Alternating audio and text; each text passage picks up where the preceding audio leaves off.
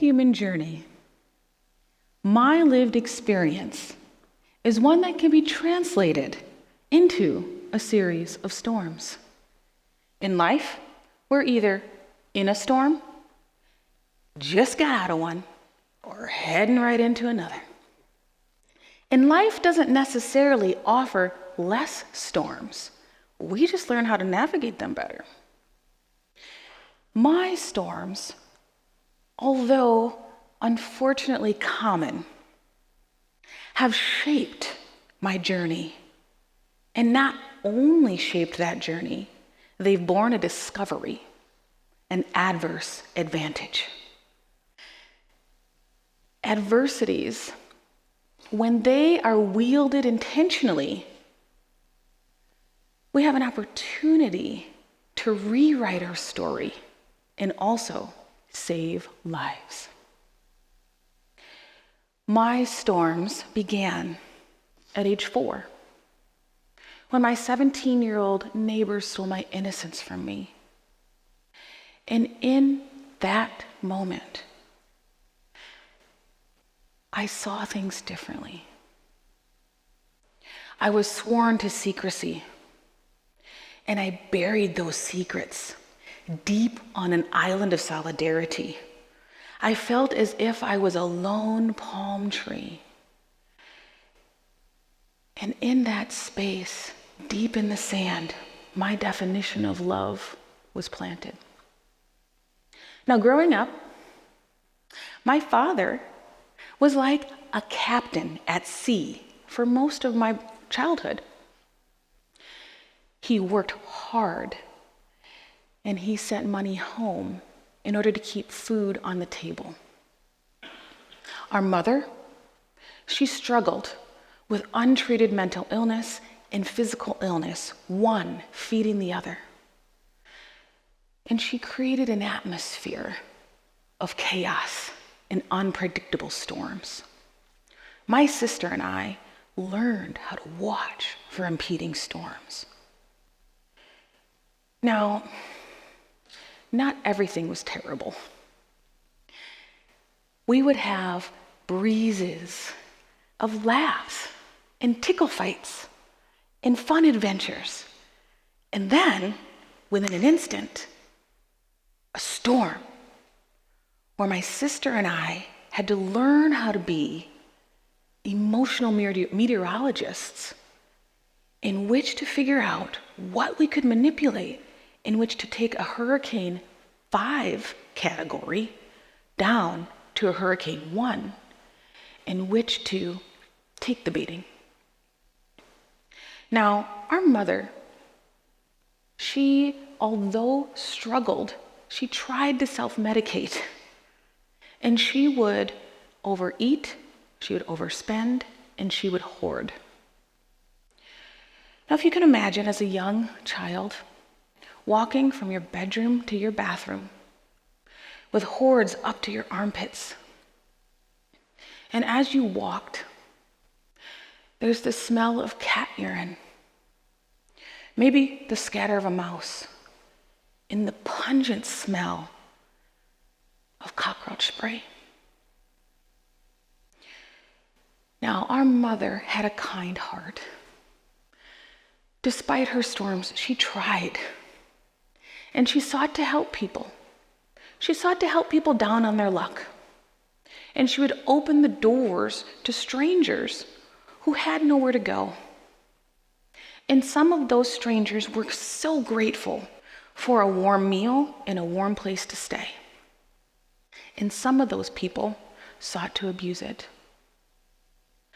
I taught my little sister how to hide in the hordes, playing hide and go seek, in which to protect her from the men and the women who saw my human vessel as an opportunity. Now, my storms, unfortunately common, can be seen through the lens of adverse childhood experiences, ACEs. Now, adverse childhood experiences are those that are experiences of in a household of neglect, abuse, household dysfunction. ACEs by Kaiser Permanente and the CDC declared an epidemic because 61% of humans in the US have at least one. And over 16% have over 4. Now, what does that mean?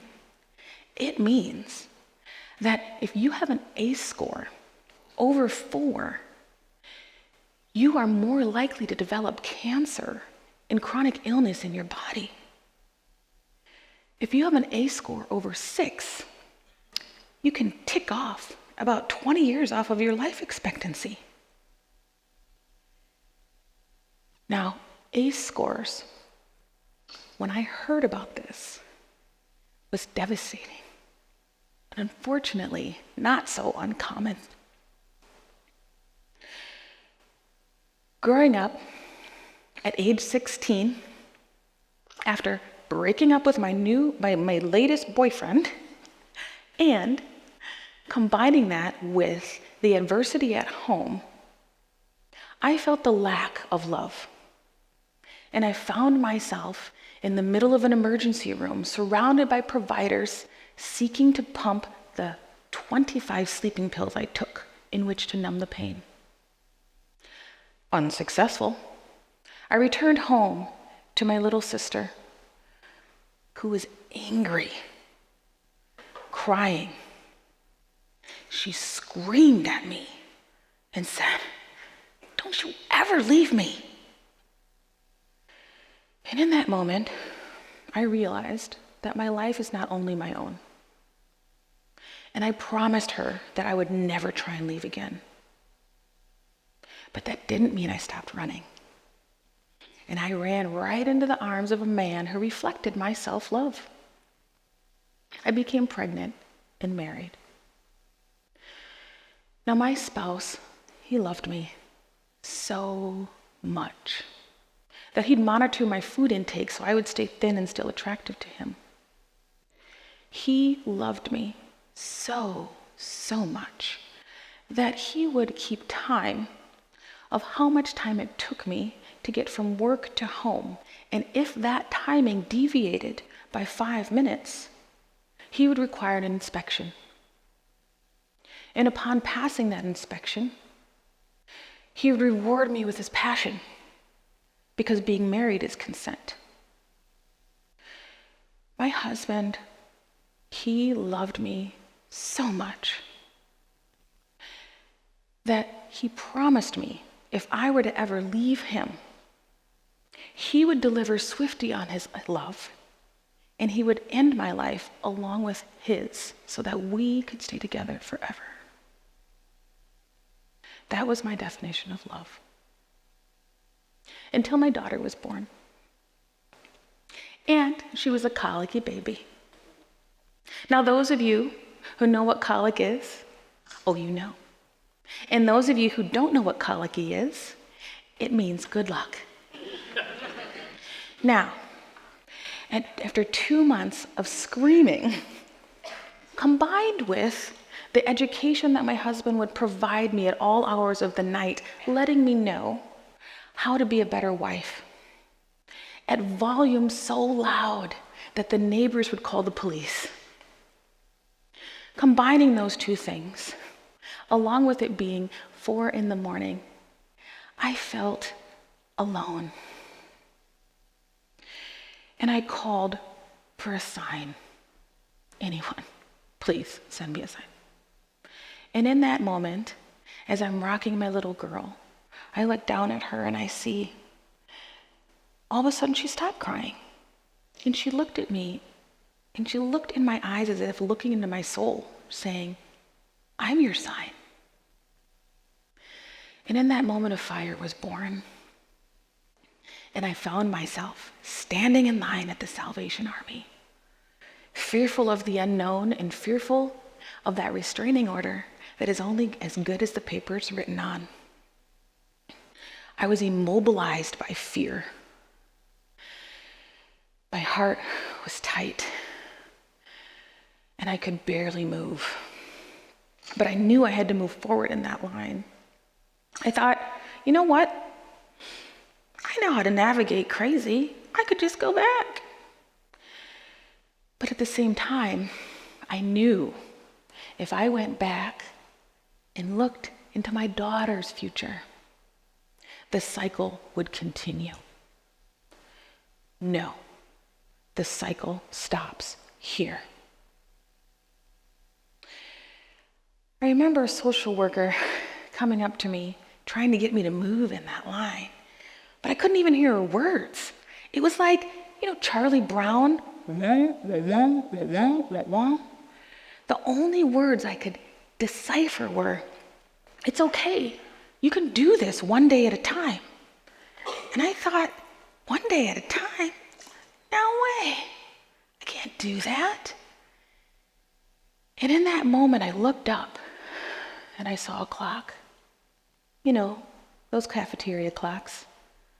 The one with the long and the short arm. And I discovered maybe, just maybe, I could make it through 5 minutes. I took a deep breath and I focused. 5 minutes. And I moved forward in that line. One step. Breathe. Focus. Another step.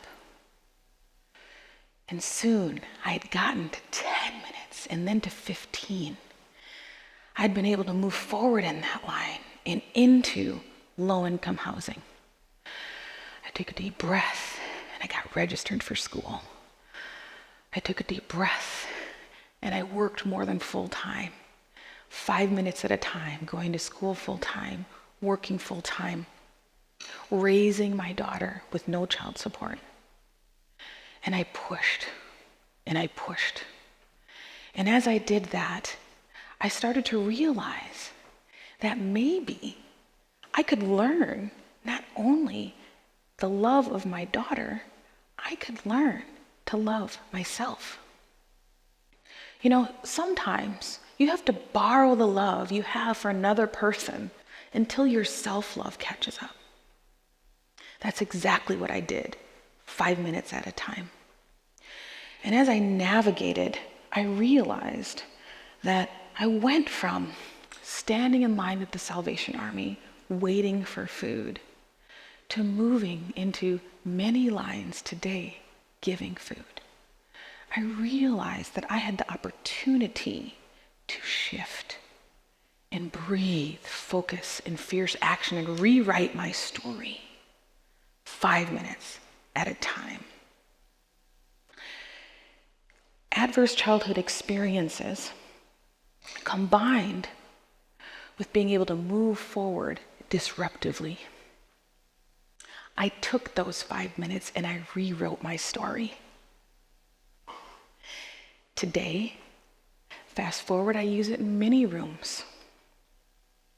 And I had a beautiful marriage and life, and different storms emerge. Because in life, you're either in a storm, coming out in one, or heading right into one. It's how we navigate. After 14 years of marriage, a storm ensued. I was able to navigate divorce again. Now, life is unpredictable. And how do we navigate these storms and build resilience?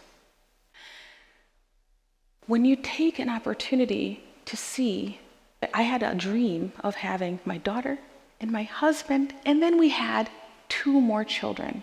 My husband adopted my daughter, and he is the only father that she has ever known. And then after 14 years of marriage, a storm ensued. And it was unpredictable, but I had tools. I had tools to navigate this storm 5 minutes at a time. We became divorced, but we had an opportunity to be able to navigate that storm as I watched our family and our dreams of being together separate. In life, we're either navigating the storms 5 minutes at a time or having that opportunity to grow from them. So what I did is disruptive. Are you ready to learn?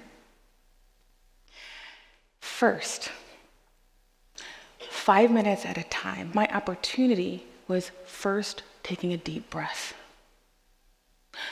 Breathe for breathe. Breathe out of your heart and breathe out of your heart. This is something called heart math. Heart math is an opportunity to be able to rewrite your story through 5-minute breaths in and out. So B for breathe. F for focus. Take an opportunity to focus in this moment. How might you be able to focus on a goal, a 1-year goal, reverse engineer it down to 90 days, and then down to a week, and then into the next 5 minutes? Breathe, focus on that goal, reverse engineer. And then F for fierce action. Fierce action is an intentionality of taking whatever that is that might be holding you back and translating that and using that as fuel to move you intentionally forward into something that serves you versus something that self-sabotages you. BFF, your new best friend, practicing that 5 minutes at a time. I went from standing in line in the Salvation Army to standing in many lines today, giving food, offering a new opportunity. When we take a deep breath and we think about all the opportunities that we have, I invite you to take a deep breath, focus, and take fierce action to capture the dreams that you deserve. We can rewrite our neural pathways in order to seek change and evolve. 5 minutes at a time. Thank you.